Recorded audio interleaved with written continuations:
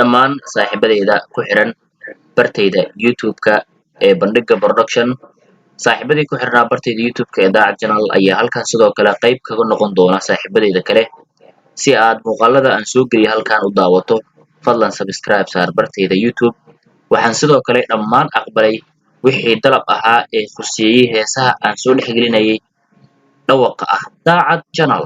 Dhammaan waxaan idin ogeysiinayaa in aan joojiyay. Sidoo kale waxaan idin ogeysiinayaa asxaabtayda jeclayd muusiga in aan u soo sameeyo aan soo geliyo bartayda YouTube-ka iyadoo music iyo lyrics ah inaan wixii xilligan laga dambeeyo idin soo gudbin doono anigoo idinkugu soo bandhigaya qaybtan cusub ee Bandhiga Production. Waxaan idinkugu bandhigi doonaa waxyaabihii ugu dambeeyay iyo heesihii marka uu soo saaray bartayda ama markaa ugu dambeyn kuwii ugu dambeeyay ahaa. Waa mahadsantihiin.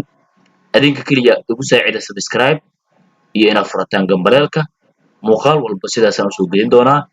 music ha ahaado ama mid entertainment ha ahaado, labadaba waan soo gelin doonaa insha Allah.